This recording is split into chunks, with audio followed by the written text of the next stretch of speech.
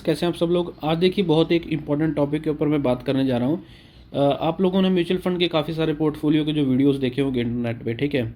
तो उसमें कई जगह लोगों के पास होते हैं 15 से ज़्यादा फंड होते हैं, किसी किसी के पास जो है 3 से 4 फंड होते हैं, ठीक है। तो कौन सा जो पोर्टफोलियो होता है वो बेस्ट होता है। एक साइड में 15 जिसके फंड हैं, ठीक है, उसका पोर्टफोलियो जो होता है डाइवर्सिफाई होता है और अलग अलग कैटेगरी के फंड होते हैं।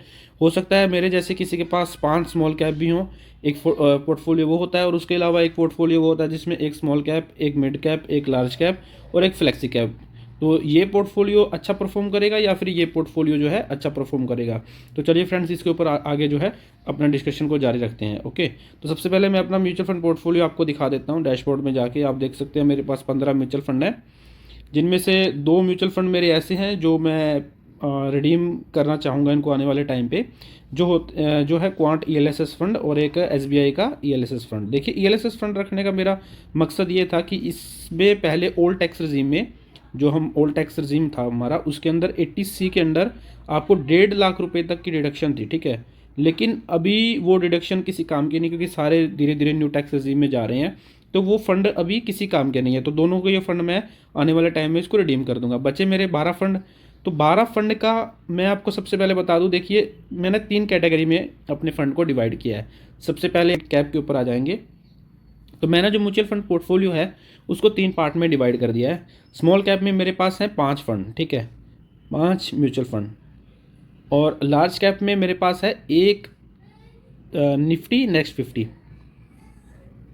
निफ्टी नेक्स्ट 50, ठीक है। उसके बाद मिड कैप में मेरे पास है 2 मिड कैप, एक एक्सिस का है और एक मोतीलाल ओसवाल का, ठीक है।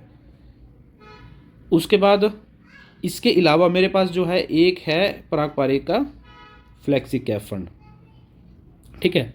तो टोटल कुल मिला के 5 ये हो गए, 5 और 6 ये हो गया। उसके बाद 7th 8 ये हो गया, 9 ये हो गया। और उसके बाद 10वां जो फंड है वो है माइक्रो कैप, ठीक है। एक माइक्रो कैप 250 जो है सुपर एग्रेसिव जो मेरा स्टाइल है इन्वेस्टिंग का, ये मैंने उसके लिए ले रखा है। और उसके बाद जो फंड बच गए उनको मैं रिडीम करके इसमें मर्ज कर दूंगा, ठीक है। तो अभी मैं आपको आगे चल के बताता हूँ कि जो पोर्टफोलियोज होते हैं लोगों के, वो अगर किसी के पास 10 से 12 फंड है तो वो भी पोर्टफोलियो उतना ही अच्छा परफॉर्म करेगा जिसके पास 3-4 फंड वाला है। अभी इसकी मैं आपको लाइव एग्जाम्पल दे सकता हूँ, ठीक है। तो सबसे पहले मैं आपको एक चीज़ दिखा दूँ। देखिए ये नोट्स पे चल जाते हैं। तो नोट्स पे जाने के बाद यहाँ पे कर लेते हैं फुल स्क्रीन, ताकि मैं आपको डिटेल में जो है समझा सकूँ, ठीक है। तो सबसे पहले हमने करना क्या है, जो मेरे म्यूचुअल फंड पोर्टफोलियो के अंदर 5 स्मॉल कैप फंड है, मैं सबसे पहले उनका रिटर्न दिखा देता हूँ आपको पिछले 5 साल का, ठीक है।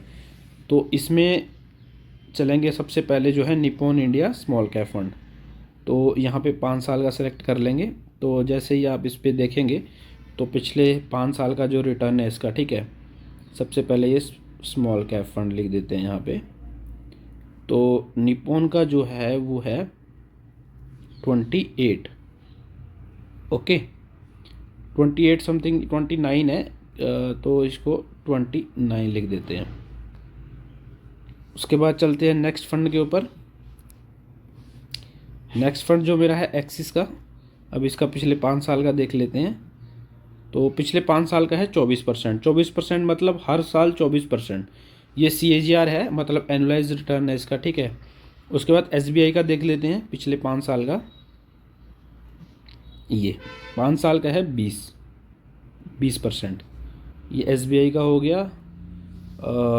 सेकंड नंबर पे हमने देखा था एक्सिस का, तो ये एक्सिस का हो गया।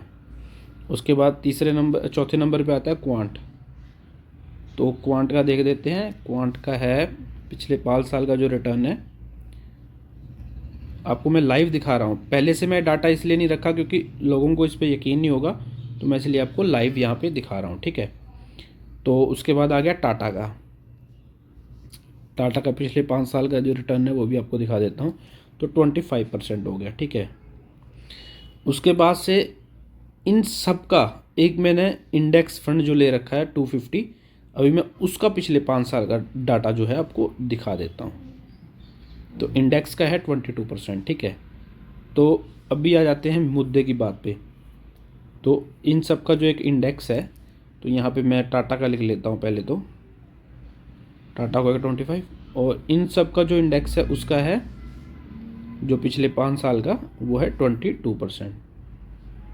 तो किस किस फंड ने मेरे ने जो है बेंचमार्क को बीट किया? सबसे पहले निपॉन ने बीट किया है, उसके बाद एक्सिस ने बीट किया है, क्वांट ने बीट किया और टाटा ने किया है। ठीक है, अभी आप ये मान के चलिए कि किसी इन्वेस्टर ने अगर सिर्फ एक फ़ंड लिया होता, फॉर एग्जांपल जैसे एक्सिस ले लिया होता किसी ने, ठीक है, तो कितने परसेंट चांस थे कि वो बेंचमार्क को बीट कर पाता? इनमें 23 टोटल फंड है। तो अगर आपने 23 में से कुछ फंड ऐसे लिए होते जो बेंचमार्क कोई बीट ना कर पाते, तो उस केस में क्या होता है कि आपने जो एक म्यूचुअल फंड एक म्यूचुअल फंड लिया अपने पोर्टफोलियो में, वो बेंचमार्क को अगर ना बीट कर पाया तो आपका बहुत ज़्यादा नुकसान होगा। तो इसलिए आप हो सकता है 5 नहीं तो 2 से 3 स्मॉल कैप रखें, क्योंकि स्मॉल कैप में क्या होता है, ये वोलेटाइल बहुत होते हैं। तो 250 कंपनीज़ में कौन कौन से फंड कितना कितना अपना एलोकेशन करते हैं, तो इस हिसाब से आपको क्या करना है, 3-4 फंड ले लेने हैं, आपको उनका एवरेज रिटर्न जो है अगले लंबे समय तक उसको इंजॉय करना है। देखिए, सबसे पहले मैं आपको ये बता देना चाहता हूँ कि म्यूचुअल फंड में आप तभी आएँ अगर आप 5 साल या 10 साल के लिए इन्वेस्ट कर सकते हैं। 5 साल से कम को तो म्यूचुअल फंड में आना ही नहीं चाहिए। स्मॉल कैप में वो बंदा है जिसके पास 10 से 15 साल का टाइम है, क्योंकि स्मॉल कैप इतने वोलेटाइल होते हैं और इनका रिस्क जो है बहुत ज़्यादा हाई होता है, तो रिटर्न भी बहुत ज़्यादा हाई होता है लंबे टाइम में।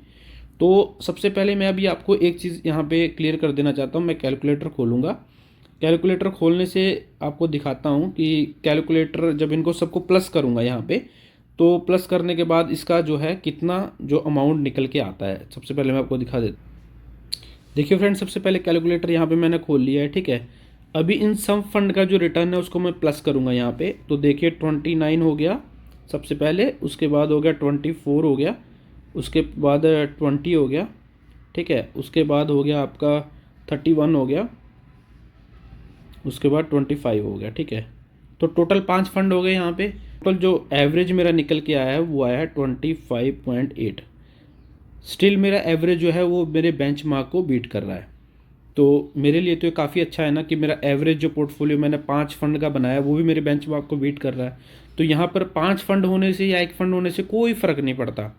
अभी बात कर लेते हैं एक्सपेंस रेशो की। बहुत सारे लोगों को ये डाउट होगा कि अगर मैंने 5 म्यूचुअल फंड ले लिए तो मेरे को 5 गुना ज़्यादा जो है इसका वो एक्सपेंस रेशो देना पड़ेगा।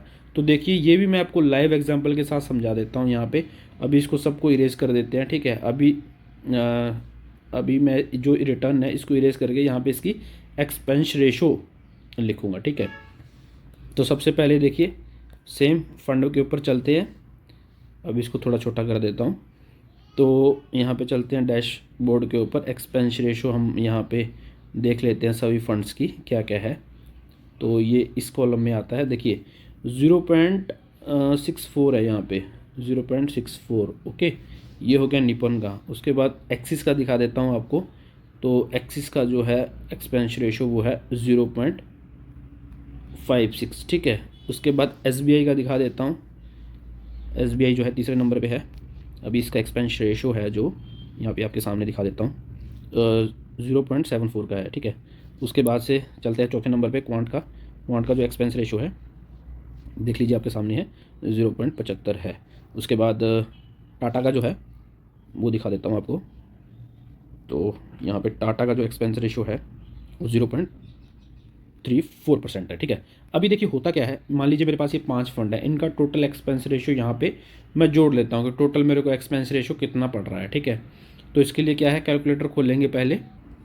तो यहाँ पे हमने कैलकुलेटर खोल लिया, तो इसको प्लस करेंगे 0.64, ठीक है। उसके बाद प्लस 0.56, उसके बाद प्लस 0.74, प्लस उसके बाद 0.75, प्लस उसके बाद 0.34, ठीक है। तो देखिए यहाँ पे टोटल जो आ गया वो इतना आया। अभी इसको डिवाइड करना है 5 से, तो आपका जो एवरेज जो एक्सपेंस रेशो निकल के आया वो है 0.606। तो देखिए यहाँ पे मैं आपको लाइव एग्जांपल के साथ समझा सकता हूँ। अगर आपने टोटल, अब मान लीजिए फॉर एग्जांपल के लिए 5 लाख रुपया, ठीक है, 5 लाख रुपया आपने अगर एक ही फंड में लगाया होता तब भी आपका एक्सपेंस रेशो, मान लो किसी एक इस फंड में लगाया तब भी एक्सपेंस रेशो इतना लगता। और कहीं अभी मेरे केस में क्या है, मैंने 1-1 लाख रुपया 5 फंड में लगाया तब भी मेरा एक्सपेंस रेशो इतना ही बनेगा। तो एक एवरेज निकल के आ गई, ठीक है यहाँ पे। तो ज़्यादा फंड लेने से कोई एक्सपेंस रेशो ज़्यादा नहीं होता, ओवर डाइवर्सिफाई नहीं होता, क्योंकि मान लीजिए इन्हीं फंड ने, निपुण ने जैसे ओवरलैप कर दिया स्टॉक, ओवरलैप करने से कोई दिक्कत नहीं आपको आएगी। अभी कोई बोलेगा कि 5 फंड मेरे को स्मॉल कैप में ही क्यों लेना है, मैं तो और भी फंड ले सकता हूँ। बिल्कुल आप ले सकते हैं, मेरी तरफ से आप 20 फंड भी ले सकते हैं, आपको कोई दिक्कत नहीं आएगी, ठीक है। कोई आपका एक्सपेंस रेशियो ज़्यादा नहीं कटेगा, कोई आपका रिटर्न कॉम्प्रोमाइज़ नहीं होगा, ये सिर्फ बोलने की बातें हैं। अभी मैंने 5 फंड जो स्मॉल कैप में अलग अलग क्यों ले रखे हैं, इसका देखिए रीज़न है, मेरी बहुत मेहनत से मैं कमाई कर रहा हूँ। तो अगर बाई चांस किसी एएमसी के अंदर कोई प्रॉब्लम आती है, ठीक है, फॉर एग्जांपल किसी, मान लो चलो एसबीआई का ऊपर तो सबको भरोसा ही है, क्वांट के अंदर एक केस हुआ था फ्रंट रनिंग का, कि इसका जो फंड मैनेजर है वो फ्रंट रनिंग कर रहा है।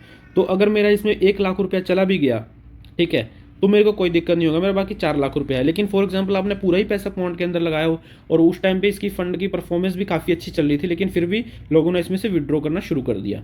तो इस तरह से कभी कभी हो जाता है। अभी आपने 2022-23 में सुना होगा कि लिक्विडिटी बहुत कम होती है स्मॉल कैप के अंदर। आपने इतना ज़्यादा पैसा लगा दिया कि जब फंड को रिडीम किया गया तो फंड मैनेजर के पास पैसा नहीं था आपका जो फंड है रिडीम करके आपको पैसा देने के लिए। इसलिए अलग अलग एएमसी में लगाना जो है वो एक अच्छी डाइवर्सिफिकेशन मानी जाती है स्मॉल कैप के अंदर। लेकिन अभी बात करते हैं मिड कैप की, ठीक है। और मैं आपको एसबीआई का एक और बता देना चाहता हूँ, एसबीआई की जो परफॉर्मेंस क्यों खराब चल रही है। अभी देखिए, खराब की बात तो यह है कि स्मॉल कैप जो 250 इंडेक्स है वही बिल्कुल एक साल से -10 to 12% का रिटर्न दे रहा है, ठीक है। उसके अलावा एसबीआई जो स्मॉल कैप है वो 5500 जो करोड़ के रिजर्व के ऊपर बैठा हुआ है। तो आने वाले टाइम में जब ये पैसा डिप्लॉय होगा तो लॉन्ग टर्म में ये जरूर आपको बेनिफिट करके जाएगा, ठीक है। तो एसबीआई पे जिन लोगों को भरोसा है तो उनको एग्जिट नहीं होना चाहिए, क्योंकि एसबीआई एक अच्छा फंड है, मैंने इसलिए इसको पोर्टफोलियो में रखा हुआ है। तो आने वाले टाइम में ये काफ़ी अच्छा परफॉर्मेंस दिखाएगा।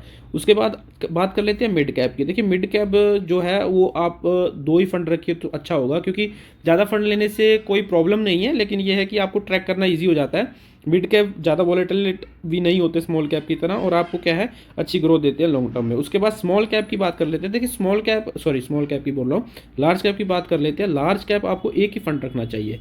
मैं ऐसा क्यों बोल रहा हूँ, ऐसा इसलिए बोल रहा हूँ कि लार्ज कैप मुश्किल से आपको 12% का रिटर्न देता है, ठीक है। अगर इसका रिटर्न कॉम्प्रोमाइज़ भी हो जाता है तो ये 11.5 का दे देगा, ज़्यादा ही एक्सट्रीम कर दिया तो 13 तक का दे देगा। तो 1-2% में ये ऊपर नीचे होगा, आप फंड नहीं सिलेक्ट कर पाएंगे। इससे अच्छा ये है कि एक फंड रखिए, जैसे निपॉन का कोई भी रख लीजिए लार्ज कैप, ठीक है, या एसबीआई का कोई भी रख लीजिए लार्ज कैप। तो एक फंड रख लीजिए, इससे कोई फर्क नहीं पड़ेगा। लेकिन स्मॉल कैप में क्या होता है, स्मॉल कैप में बहुत वोलाटिलिटी होती है। तो अगर मैंने सिर्फ एसबीआई का स्मॉल कैप ही होल्ड किया होता तो मेरा रिटर्न कम बन रहा होता। और आपको एग्जाम्पल और बता दूं कि इसमें रिटर्न से ज़्यादा टाइमिंग का वो रहता है, ठीक है, टाइमिंग इंपॉर्टेंट रहती है। अभी आप देख ही रहे होंगे मेरा इधर पोर्टफोलियो जो मैं आपको दिखा रहा हूँ, ये देखिए, आपको डैशबोर्ड पे करके दिखा देता हूँ किस फंड ने मेरे को कितना रिटर्न दिया। आप यहाँ देख सकते हैं, निपॉन ने 16% दिया है, एक्सिस ने 26% दिया है, सबसे ज़्यादा रिटर्न मेरे को एसबीआई ने दिया है, मतलब 27% दिया है, ठीक है। उसके बाद क्वांट ने 24 दिया, टाटा अभी माइनस में चल रहा है क्योंकि ये इसको प्रॉपर 1 साल ही हुआ है अभी लगाते हुए। उसके बाद निपॉन इंडिया मल्टी कैप ने 9% दिया है, एसबीआई का टैक्सेबल पुराना फंड है 13% दे रहा है, और प्रागपारिक का फ्लेक्सी कैप 9% दे रहा है, और ये स्मॉल कैप जो इंडेक्स है वो 3.73% दे रहा है। उसके बाद माइक्रो कैप नीचे चल रहा है। उसके बाद क्वांट, ये भी पुराना फंड है तो 15% दे रहा है। एक्सिस मिड कैप मेरे को सबसे अच्छा रिटर्न दे रहा है, बहुत ही पुराना फंड है, मैंने इसमें बहुत पहले से इन्वेस्टमेंट कर रखी है, ठीक है। और उसके बाद मैं आपको आगे बता देता हूँ, ये 2 फंड मैंने अभी नए ऐड किए हैं, मोतीलाल ओसवाल आईसीआईसीआई प्रूडेंशियल और जियो ब्लैक रॉक। तो म्यूचुअल फंड पोर्टफोलियो जब आपका 15 लाख से 25 लाख के बीच में है तो कोई बुराई नहीं 10 फंड होल्ड करने में, ठीक है। अगर आपका पोर्टफोलियो ही 5 लाख का है तो आपको इजी टू ट्रैक हो जाता है, आपके पास 3-4 फंड हो तो कोई दिक्कत नहीं है। लेकिन जैसे जैसे पोर्टफोलियो बड़ा होता जाता है, आप ज़्यादा से ज़्यादा 15 फंड रखिए, और कम से कम 10 फंड तो आपके म्यूचुअल फंड पोर्टफोलियो में होने चाहिए। 2-3 स्मॉल कैप होने चाहिए, 1-2 मिड कैप होने चाहिए, उसके बाद 1 लार्ज कैप होना चाहिए, 1 फ्लैक्सी कैप होना चाहिए, ठीक है। और जैसे जैसे आपकी एज बढ़ती जा रही है, रिटायरमेंट के पास आपकी एज आती जा रही है, तो आपके पास एक मल्टी एसेट फंड भी होना चाहिए। तो इस तरीके से पोर्टफोलियो आप जो है बना सकते हैं। तो आज की वीडियो में इतना ही, बने रहिए चैनल के साथ। आने वाले टाइम में मेरे ये मैं आपको म्यूचुअल फंड के रिगार्डिंग ऐसे ही डेली अपना पोर्टफोलियो अपडेट और वीडियो बनाता रहूँगा। कोई आपके डाउट है तो कमेंट सेक्शन में जरूर छोड़ दीजिए। आने वाले टाइम में ये पोर्टफोलियो मेरे 1 CR तक लेके जाना है, तो आप मेरे जर्नी के साथ बने रहिए। मैं बहुत ही अग्रेसिव इन्वेस्टर हूँ, तो इस हिसाब से आपको जो रिटर्न है इस पोर्टफोलियो में दिखेगा तो आपको आगे बहुत ही मज़ा आएगा।